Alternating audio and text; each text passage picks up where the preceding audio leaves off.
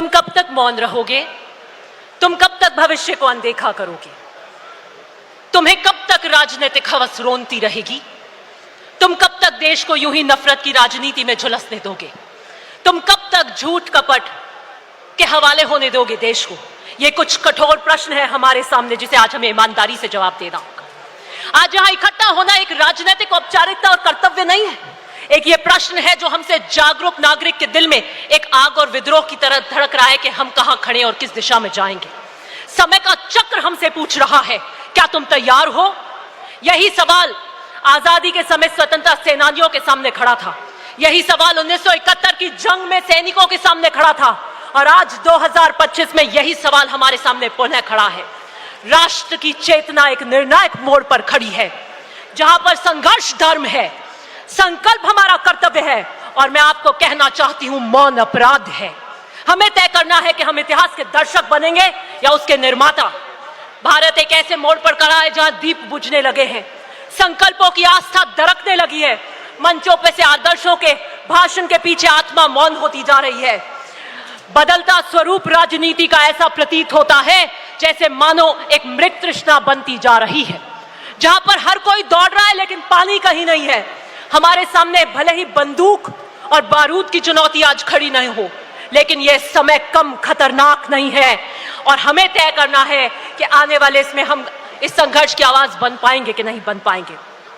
साबरमती के किनारे अहमदाबाद की सरजमीन पर खड़े होकर मैं सोचती हूं कि अगर गांधी जी हमारे बीच होते इस अधिवेशन में तो क्या सोच रहे होते।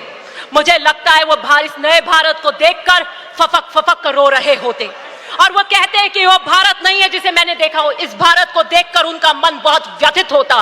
वो देख रहे होते कि किस तरीके से किसान आज हताश है, उसके चेहरे पे उनको झुर्रियां दिखती हैं। किस तरीके से मजदूर जो अपने हाथों की चोट लिए उम्मीद का संगीत बजाता है, आज उसको किस तरीके से हताश पे कर रखा है। नौजवान किस तरीके से उसकी आंखों में निराशा है, जो अपने अफसरों के अभावों में अपने सपनों को कुचलते हुए देख रहा है। उस मां की चीख है, उस स्त्री की वेदना है। आज का संघर्ष संविधान बना तानाशाही का है। आज का संघर्ष लोकतंत्र बनाम अधिनायकवाद का है। कुछ लोगों की इच्छा संविधान बन चुकी है, उनकी इच्छा ही संविधान बन चुकी है। मैं आपको यही कहना चाहती हूं कि बीजेपी आरएसएस ने धर्म की राजनीति को अपना औजार बना दिया है। संसद को एक सिर्फ मोहर लगाने वाली मशीन बना दिया है। बीजेपी राम का नाम तो लेती है लेकिन नीति रावण की रखती है। कृष्ण का उपदेश देती है लेकिन चालें शकुनी की चलती है। गॉडसे का महिमा मंडन करती है, गांधी के सिद्धांतों को आत्मसात नहीं करती। सरदार पटेल की मूर्ति तो बनाती है लेकिन उसके एकता के सिद्धांत को नहीं अपनाती। ये देश नफरत का राजपथ बन चुका है। मैं इन कांग्रेस जनों को कहना चाहती हूं, उठिए और राहुल गांधी का न्याय पथ में उनके साथ चलिए। संवाद की जगह आदेश ने ले ली है, असहमति की जगह दमन ने ले ली है। ये तानाशाही निजाम कब्रिस्तान, शमशान, मंगलसूत्र, मुजरा, बटेंगे तो कटेंगे जैसे नारों की राजनीति कर रहा है। ये लपटे संविधान को जला रही हैं। मैं आखिर में यही कहना चाहती हूं कि आम आदमी की चीख मौन बन चुकी है। उसकी आवाज में न गजलों का लहजा है, न इशारों की नजाकत है। उस मां की चीख जिसने अपने बेटे को सांप्रदायिक हिस्सा में खोया है। गुजरात की यह धरती हमें क्रांति के लिए पुकार रही है। कांग्रेस का ये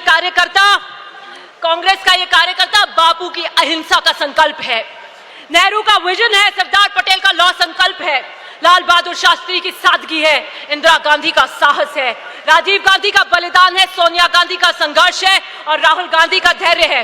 ये समय, आई एम जस्ट कंक्लूडिंग, ये समय भीष्म की प्रतिज्ञा का है, ये भीष्म मौन का नहीं है।